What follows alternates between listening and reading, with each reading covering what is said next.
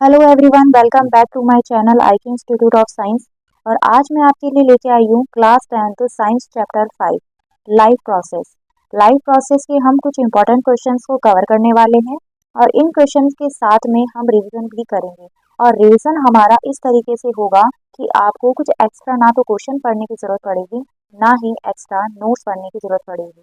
आपको इन्हीं क्वेश्चंस के माध्यम से पूरे चैप्टर का रिवीजन करवा दिया जाएगा। ये हमारा आज का वीडियो थोड़ा सा लंबा होने वाला है, लेकिन थोड़ा सा सब्र रखकर अगर आपने आज की ये कंप्लीट वीडियो देख ली तो आपके एग्जाम के अंदर 90 प्लस आने से कोई नहीं रोक सकता, क्योंकि ये तैयारी आपको देगी पावर डोज आपकी प्रिपरेशन को और आपकी स्टडी को। तो चलिए स्टार्ट करते हैं फर्स्ट क्वेश्चन से। और फर्स्ट क्वेश्चन है हमारा, स्वपोषी एवं विषमपोषी पोषण में अंतर बताओ। तो आपको यहाँ पे स्वपोषी एवं विषमपोषी पोषण में अंतर को स्पष्ट करना है। स्वपोषी जीव, परपोषी जीव। स्वपोषी जीव वो होते हैं जो वातावरण से कार्बन डाइऑक्साइड, जल और खनिज लवण लेकर सूर्य की उपस्थिति में अपना भोजन स्वयं बनाते हैं, उन्हें कहते हैं स्वपोषी जीव। स्वपोषी जीव जो खाना या पोषण तैयार करते हैं उसे कहा जाता है स्वपोषी पोषण। तो यहाँ आपको स्वपोषी जीव और स्वपोषी पोषण दोनों में डिफरेंस समझ में आ गया। स्वपोषी जीव वो होते हैं जो अपना खाना स्वयं बनाते हैं, जिसमें आते हैं सभी पेड़ पौधे। और स्वपोषी पोषण वो होता है जो वो खाना तैयार करते हैं, उसे कहा जाता है स्वपोषी पोषण। अब बात करते हैं परपोषी जीव की। परपोषी जीव कौन होते हैं? वे जीव जो अपने पोषण के लिए प्रत्यक्ष या अप्रत्यक्ष रूप से पौधों पर निर्भर करते हैं, या फिर आप ऐसे भी कह सकते हो वे जीव जो पोषण के लिए स्वपोषी जीव पर निर्भर करते हैं। अब ये प्रत्यक्ष और अप्रत्यक्ष का मतलब क्या होता है? प्रत्यक्ष का मतलब होता है कि पूरी तरह से डायरेक्ट पौधों पे निर्भर करना, जैसे हम पौधों से अनाज हमें मिलता है और उस अनाज को हम ग्रहण करते हैं, उसे कहा जाता है प्रत्यक्ष रूप से। अब किस पे होते हैं? प्लांट पे निर्भर करते हैं। मतलब प्रत्यक्ष का मतलब होता है डायरेक्ट पौधों से अपना खाना लेना, अप्रत्यक्ष का मतलब होता है उन जीव जंतुओं पर निर्भर करना जो पौधों से अपना भोजन प्राप्त करते हैं। परपोषी जीव 3 प्रकार के पोषण को ग्रहण करते हैं: व्रतजीवी पोषण, परजीवी पोषण, प्राणी संपोषण। इन तीनों पोषण में क्या डिफरेंस है? ऐसा पोषण जो हमें मरे हुए जीवों से प्राप्त किया जाता है उन्हें कहते हैं व्रतजीवी पोषण। जैसे जीवाणु, बैक्टीरिया जो होते हैं वो, कवक, ये सभी क्या होते हैं? व्रतजीवी होते हैं। परजीवी किसे कहा जाता है? परजीवी कहा जाता है किसी भी जीव के ऊपरी सतह से अपना पोषण प्राप्त करना, उसे कहा जाता है परजीवी पोषण।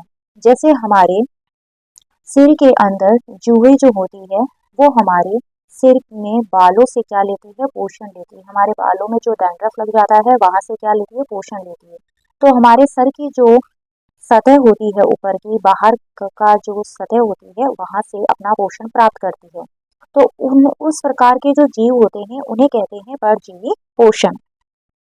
प्राणी प्राणी संपोषण का मतलब होता है कोई ऐसा जीव जो किसी के अंदर से भोजन को ग्रहण करता है या अंदर से पोषण लेता है, उसे कहते हैं पोषण। जैसे हम अनाज खाते हैं, अनाज के दाने होते हैं, उनके अंदर से हम पोषण प्राप्त करते हैं।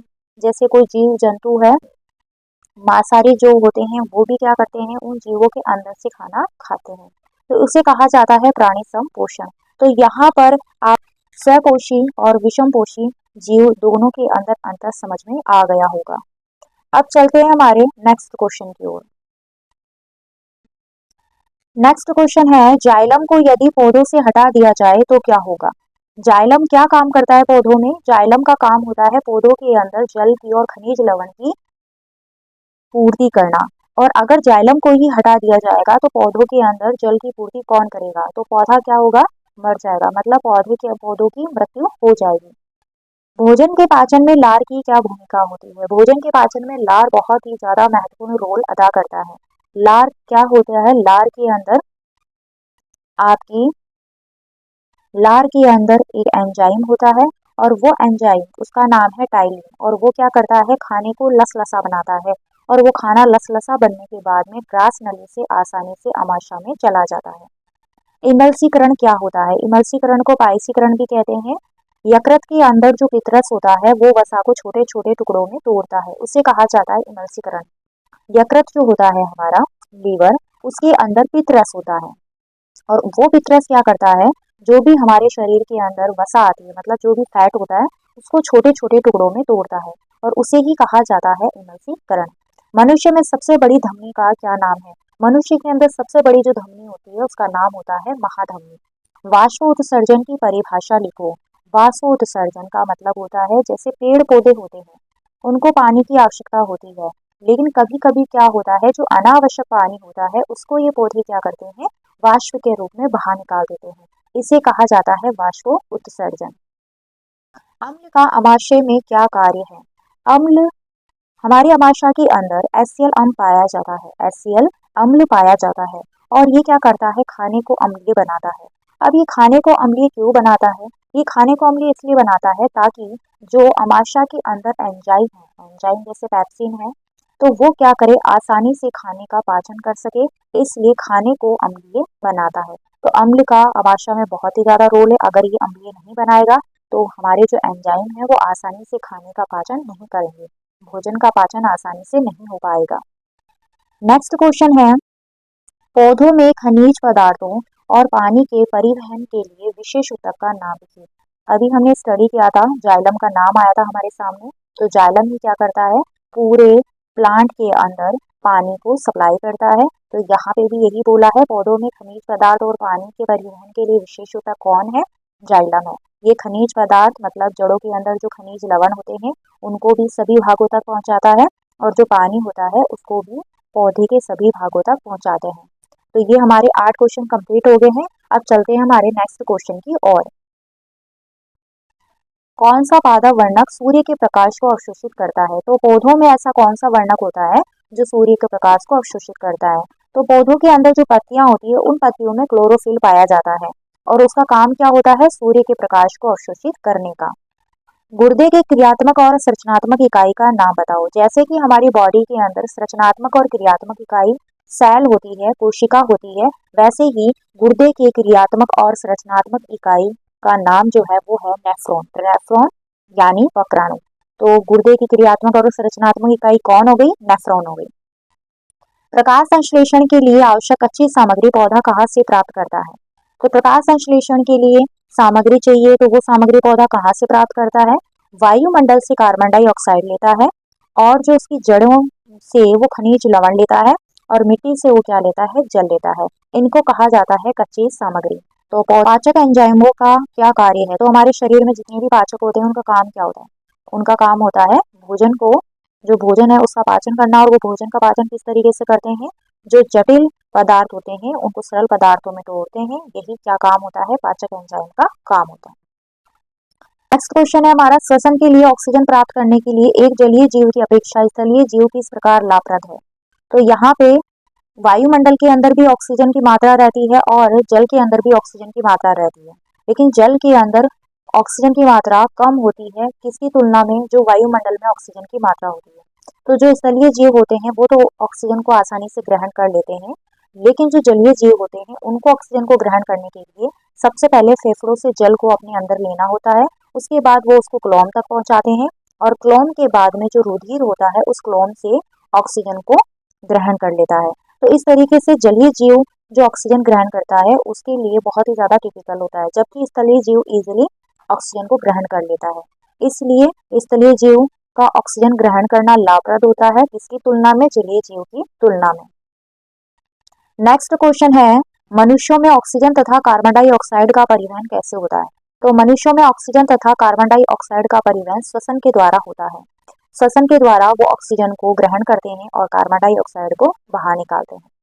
ग्लूकोज के ऑक्सीकरण से जीवों में ऊर्जा प्राप्त करने के चरण क्या है? तो जब ग्लूकोज का ऑक्सीकरण होता है तो जीवों के अंदर ऊर्जा प्राप्त करने के 3 चरण होते हैं और उन 3 चरण के बारे में हम थोड़ा सा पढ़ते हैं। ग्लूकोज के अंदर 6 कार्बन होते हैं और पायरुवेट के अंदर 3 कार्बन होते हैं। जब ग्लूकोज पायरुवेट में टूटता है तो ऊर्जा भी रिलीज होती है। अब देखिए, अगर ये क्रिया यीस्ट में होती है तो वहां ऑक्सीजन की अनुपस्थिति होती है। इस कंडीशन में वहां पे जो प्रोडक्ट बनता है वो एथेनॉल, कार्बन डाइऑक्साइड और ऊर्जा बनती है। अगर ये प्रोसेस आपका माइटोकॉन्ड्रिया में होता है और माइटोकॉन्ड्रिया में ऑक्सीजन की उपस्थिति होती है, तो वहाँ पे प्रोडक्ट के रूप में अपन को कार्बन डाइऑक्साइड, वाटर और ऊर्जा मिलती है। तीसरा प्रोसेस आपका ये होता है कि अगर ये प्रोसेस आपका पेशी कोशिका में होता है, पेशी कोशिका हमारे शरीर की, वहां पे अगर होता है तो वहां ऑक्सीजन का अभाव होता है, तो वहां पे प्रोडक्ट के रूप में हमको लैक्टिक अम्ल और ऊर्जा मिलती है। तो ये डायग्राम आपके लिए बहुत ज्यादा इंपॉर्टेंट है। क्यों इंपॉर्टेंट है? क्योंकि इस चार्ट से आप अपनी डेफिनेशन को भी याद कर सकते हो। अगर एग्जाम में आपसे पूछा जाए अवायवीय श्वसन क्या होता है, तो आप उसमें कह सकते हो कि ऑक्सीजन की अनुपस्थिति में जो क्रिया होती है उसे कहा जाता है अवायवीय श्वसन। और यहाँ से हमें जो प्रोडक्ट के रूप में मिलता है वो मिलता है एथेनॉल, कार्बन डाइऑक्साइड और ऊर्जा, और ईस्ट में होता है। और यहाँ से मिलने वाली जो ऊर्जा होती है वो बहुत ही कम मात्रा में होती है। दूसरा अवायवीय श्वसन, तो हम अवायवीय श्वसन हमने पढ़ लिया। वायवीय श्वसन में क्या होता है? माइटोकॉन्ड्रिया के अंदर ऑक्सीजन की उपस्थिति में क्रिया होती है, जिससे हमें प्रोडक्ट के रूप में क्या मिलता है? कार्बन डाइऑक्साइड, जल और ऊर्जा मिलती है। इससे मिलने वाली जो ऊर्जा होती है उसकी मात्रा बहुत ज्यादा होती है। तो इस तरीके से ये हो गया, ये आपका ग्लूकोज का ऑक्सीकरण है, और ये 3 चरणों में हो सकता है। चरण तो इसके एक ही हैं लेकिन अलग अलग प्रोसेस हैं। अगर ईस्ट में होता है तो ये वाला प्रोसेस होता है, माइटोकॉन्ड्रिया में होता है तो ये वाला प्रोसेस होता है, और अगर आपका पेशी कोशिका में होता है तो ये वाला प्रोसेस होता है। तो चलिए चलते हैं नेक्स्ट क्वेश्चन की ओर। नेक्स्ट क्वेश्चन है, गैसों के विनिमय के लिए मानव फुफ्फुस का कार्य क्या है? तो इसको समझने के लिए आपको डायग्राम को देखना होगा। तो चलते हैं हम डायग्राम की ओर। यहाँ देखिए, यहाँ पे लंग्स का डायग्राम बना हुआ है। यहाँ पे देखिए लंग्स का डायग्राम बनाया गया है, और यहाँ पे श्वास नली है। श्वास नली आगे जाके 2 श्वसनी में डिवाइड हो जाती है। उसके बाद भी ये जो इससे शाखाएं निकली है इन्हें कहा जाता है श्वसन नलिकाएं। श्वसन नलिकाओं के आगे गुब्बारे जैसी संरचना होती है जिन्हें कहा जाता है कुपिकाएं, और इन कुपिकाओं का काम होता है कि गैसों का आदान प्रदान करना और गैसों के लिए स्थान प्रदान करना। मतलब इसके अंदर जब गैसें आती है तो ये फूल जाती है, और जब गैस वापस से बाहर निकल जाती है तो ये सिकुड़ जाती है।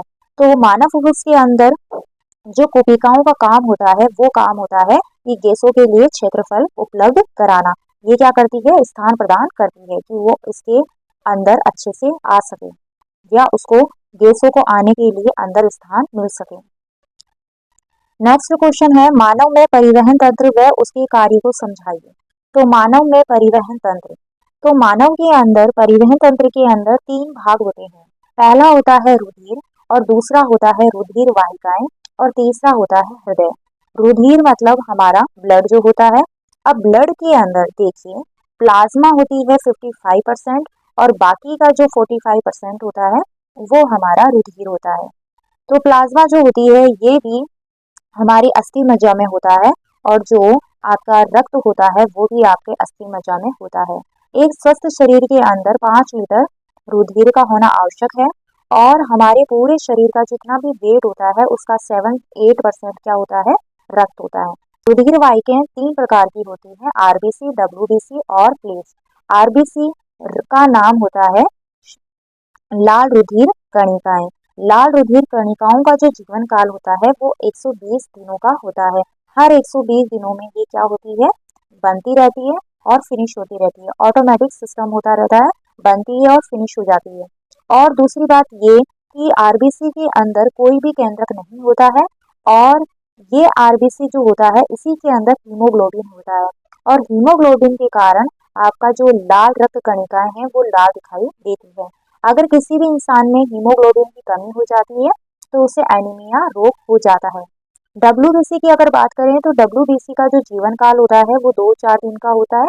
हर 2-4 दिन में ये बनती है और ऑटोमेटिक फिनिश हो जाती है, और इसके अंदर केंद्रक पाया जाता है। डब्ल्यूबीसी का निर्माण भी अस्थि मज्जा में, लिम्फ नोड में होता है। और तीसरा हमारा आता है प्लेट्स।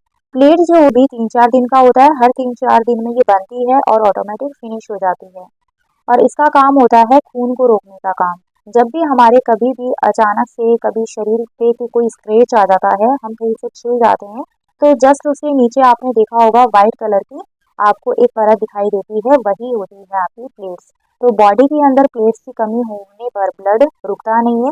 तो कभी कभी आपने ये देखा होगा कि काफी ऐसे लोग होते हैं जिनको थोड़ी सी चोट लगने से खून बहुत तेजी से फैलने लगता है, तो उसका कारण यही होता है कि उसमें प्लेट्स की कमी होती है।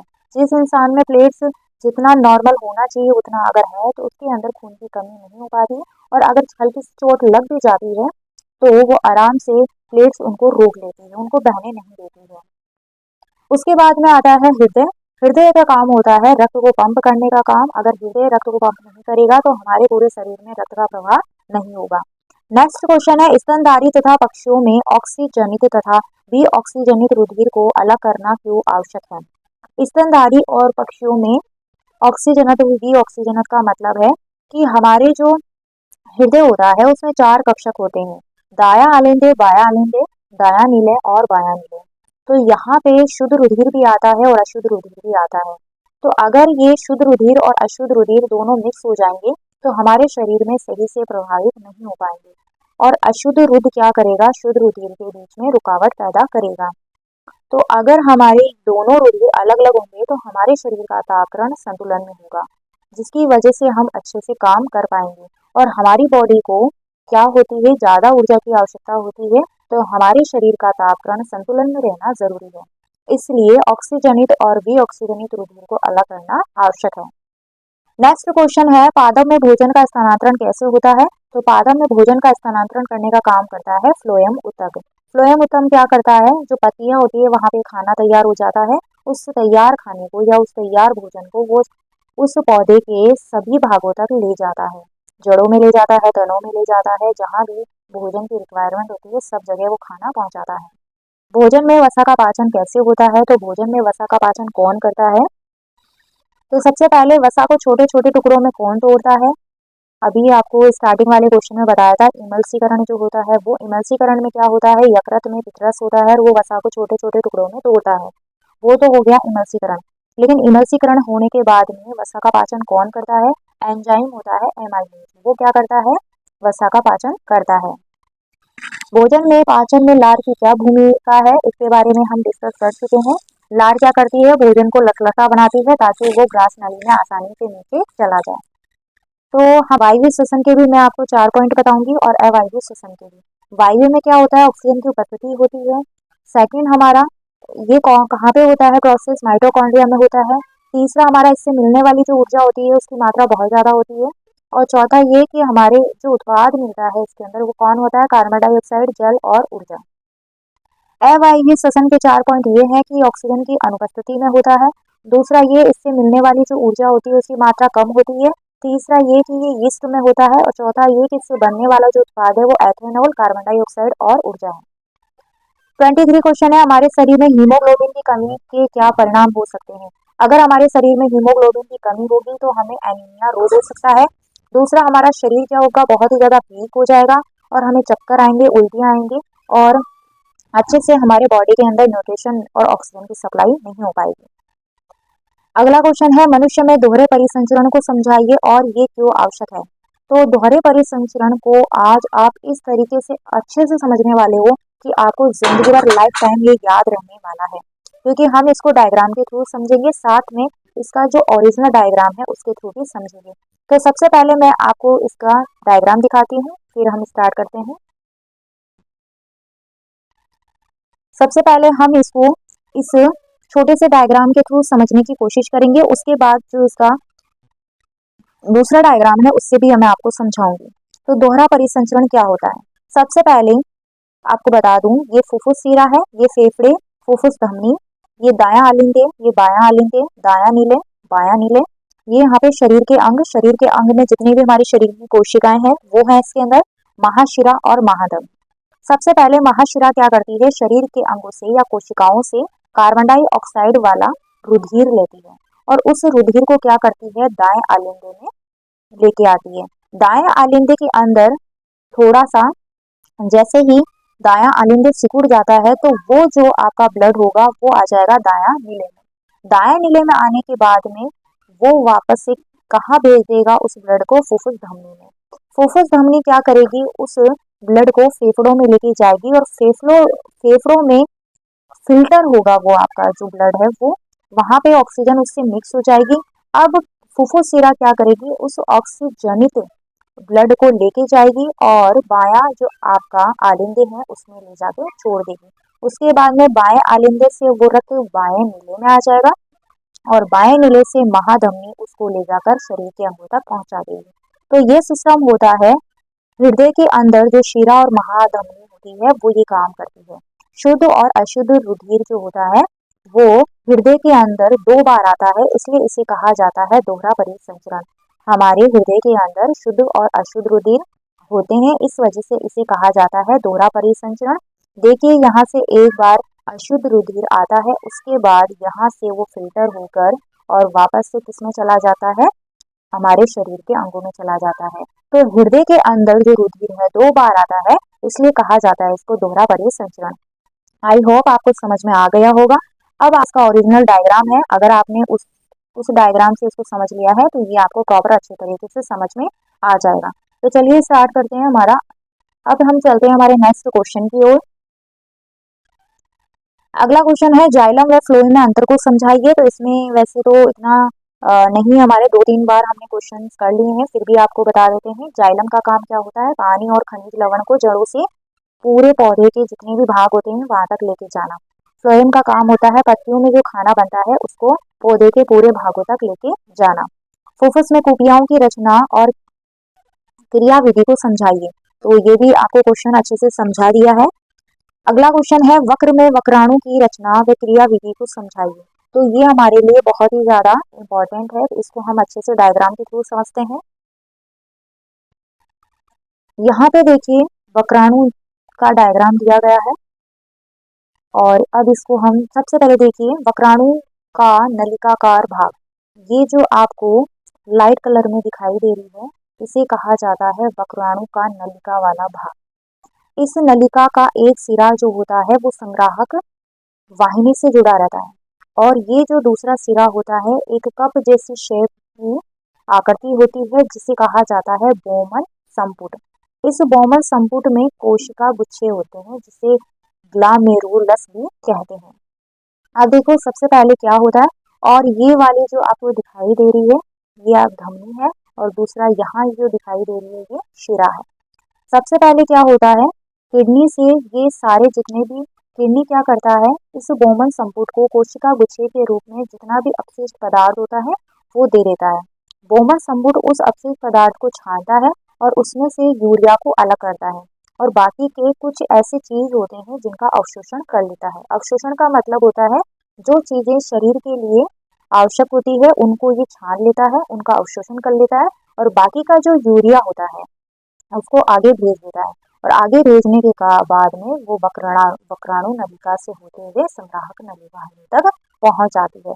तो ये होता है वक्राणु की संरचना और उसका प्रोसेस, उसकी क्रिया विधि। दोबारा से समझिए, किडनी से अपशिष्ट पदार्थों को ये ग्रहण करता है। बोमन संपुट में वो जो अपशिष्ट पदार्थ होते हैं कोशिका गुच्छे के रूप में होते हैं। बोमन संपुट क्या करता है, उनमें से कुछ जो पोषक तत्व वाले पदार्थ होते हैं उनका अवशोषण कर लेता है, बाकी का जो यूरिया होता है उसको नलिका के थ्रू बाहर भेज देता है। तो वक्राणु जो होता है वो आपके किडनी की क्रियात्मक और सृजनात्मक इकाई भी होती है। नेक्स्ट क्वेश्चन है हमारा रंध्र क्या है, चित्र द्वारा समझाइए। तो इसको भी हम चित्र के माध्यम से समझते हैं। यहाँ देखिए ये हमारे पास एक पत्तियां हैं। रंध्र जो होते हैं, रंध्र जिसको छिद्र भी कहा जाता है, ये पत्तियों में भी पाए जाते हैं और जो आपका पौधा होता है उसके तनों में भी पाया जाता है। छाल कुछ टाइम बाद में ऑटोमेटिक उतर जाती है, तो जो आपके तने होते हैं उसमें भी रंध्र पाए जाते हैं और जो पत्तियां होती है उनमें भी रंध्र पाए जाते हैं। तो ये जो संरचना दे रखी है आपको खुले रंध्र की दे रखी है, मतलब जब रंध्र ओपन होते हैं तब वो कैसी दिखती है और जब रंध्र बंद होते हैं तब वो कैसी दिखाई देती है। तो यहाँ पे आपको जो डार्क ग्रीन पोर्स दिखाई दे रहे हैं इसे कहा जाता है हरित लवक कहते हैं इसे। और ये जो आपको लाइट कलर में दिखाई दे रहा है, ये लाइट कलर जो दिखाई दे रहा है इसको द्वार कोशिका कहा जाता है। जब ऑक्सीजन को जब कार्बन डाइऑक्साइड को ग्रहण करते हैं तब ये अपने रंध्र को ओपन कर लेते हैं और ओपन करने के बाद ये वापस से उसको क्या कर लेते हैं, क्लोज कर लेते हैं। और जब ये ऑक्सीजन को बाहर निकालते हैं तो वापस ये अपने रंध्र ओपन करते हैं और ऑक्सीजन को बाहर निकालने के बाद वापस अपने छिद्र को बंद कर लेते हैं। तो इस तरीके से इन रंध्रों के द्वारा ऑक्सीजन और कार्बन डाइऑक्साइड का आदान प्रदान होता है। दूसरा, कभी कभी आपने देखा होगा कि कोई पौधा है, अगर उसको अनावश्यक पानी दिया जाता है तो वो उस पानी को भाप के रूप में बाहर निकाल देता है, जिसे कहा जाता है वाष्पोत्सर्जन। वाष्प के रूप में बाहर निकाल देता है उसको। और नेक्स्ट क्वेश्चन देखिए, क्षुद्रांत भोजन पाचन के लिए किस प्रकार कार्य करता है? क्षुद्रांत का मतलब होता है छोटी आंत। तो छोटी आंत भोजन के पाचन के लिए किस प्रकार कार्य करती है? छोटी आंत क्या करती है, जब इसमें भोजन आता है तो छोटी आंत के अंदर HCl होता है, श्लेष्मा झिल्ली होती है और पेप्सिन एंजाइम होता है। तो सबसे पहले जो HCl अम्ल होता है वो क्या करता है, उस खाने को अम्लीय बनाता है। उसके बाद में जो पेप्सिन होता है उस खाने का पाचन करता है।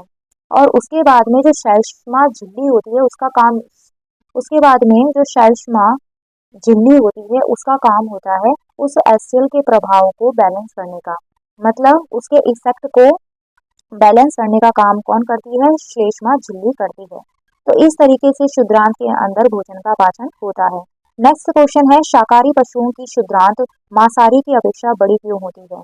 शाकाहारी पशुओं की क्षुद्रांत, तो जो शाकाहारी पशु होते हैं वो घास खाते हैं और घास में सेलुलोज पाया जाता है, जिसको पचाने के लिए ज्यादा एनर्जी की जरूरत पड़ती है और ज्यादा पाचन क्रिया की जरूरत पड़ती है, जिसकी वजह से उनकी क्षुद्रांत बड़ी होती है। जबकि मांसाहारी जीव जो होते हैं वो मांस खाते हैं जिनमें सेलुलोज की मात्रा बहुत ही कम होती है, जिनमें पाचन बहुत आसानी से हो जाता है। नेक्स्ट, हृदय में कपाट की क्या भूमिका है? कपाट का रोल ये होता है कि जो अशुद्ध रक्त होता है उसको वापस नहीं आने देती है। एक बार अगर जिस मार्ग से अशुद्ध रक्त चला जाता है तो वो वापस रिवर्स में नहीं आ पाता है। धमनी की भित्ति मोटी इसलिए होती है क्योंकि धमनी के अंदर शुद्ध रुधिर पाया जाता है। शुद्ध रुधिर प्रवाह होता है जिसका प्रेशर जो होता है बहुत ज्यादा होता है, तो उस प्रेशर को सहन करने के लिए उसकी भित्ति मोटी होती है। शिरा की भित्ति पतली क्यों होती है? शिरा की भित्ति पतली इसलिए होती है क्योंकि शिरा के अंदर अशुद्ध रक्त प्रवाहित होता है जो बहुत ही धीरे धीरे होता है, तो उसको दाब बहुत कम अनुभव होता है, जिसकी वजह से उसकी भित्ति पतली होती है। भित्ति का मतलब होता है उसकी दीवारें। प्रकाश संश्लेषण के समय होने वाली परिघटनाओं को समझाइए। प्रकाश संश्लेषण के द्वारा होने वाले परिवर्तन, जब भी प्रकाश संश्लेषण की क्रिया होती है तो हमें कुछ परिवर्तन देखने को मिलते हैं, और ये परिवर्तन क्या होते हैं? क्लोरोफिल जो पत्तियों में पाया जाता है वो प्रकाश ऊर्जा का अवशोषण करता है। प्रकाश ऊर्जा का अवशोषण करके उसको रासायनिक ऊर्जा में बदल देता है। और जल के अणु का ऑक्सीजन व हाइड्रोजन में अपघटन हो जाता है, मतलब जल के अणु ऑक्सीजन और हाइड्रोजन में टूट जाते हैं, और जो कार्बन डाइऑक्साइड होता है वो कार्बोहाइड्रेट में अपचयित हो जाता है। तो यहाँ पे आप प्रकाश संश्लेषण की अभिक्रिया के समीकरण देख सकते हैं। यहाँ पे कार्बन डाइऑक्साइड वाटर मिलकर सूर्य की उपस्थिति में यहाँ पे कार्बन डाइऑक्साइड और वाटर मिलकर सूर्य के प्रकाश की उपस्थिति में कार्बोहाइड्रेट, ऑक्सीजन और जल में बदल जाते हैं। नेक्स्ट क्वेश्चन है, धमनी व शिरा के कार्यों में अंतर को स्पष्ट कीजिए। धमनी ऐसा रक्त जिसके अंदर ऑक्सीजन होती है। शिरा के अंदर अशुद्ध रक्त पाया जाता है जिसके अंदर कार्बन डाइऑक्साइड होती है। शिरा क्या करती है? ऑक्सीजन कार्बन डाइऑक्साइड वाले रक्त को कोशिकाओं से लेकर हृदय तक लेके जाती है।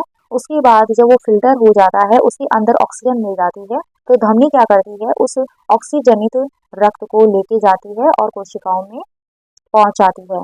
तो ये धमनी और शिरा के काम हो गए। शिरा की भित्ति क्या होती है? शिरा की जो भित्ति होती है ये पतली होती है, जबकि धमनी की भित्ति क्या होती है? मोटी होती है, क्योंकि इसके अंदर जो रक्त का दाब होता है वो ज्यादा होता है और तेज होता है।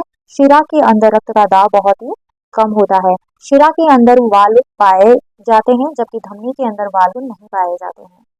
नेक्स्ट क्वेश्चन है, वाष्पोत्सर्जन किसे कहते हैं? जिसके बारे में हम डिस्कस कर चुके हैं। लसिका क्या है, इसके कार्य बताओ।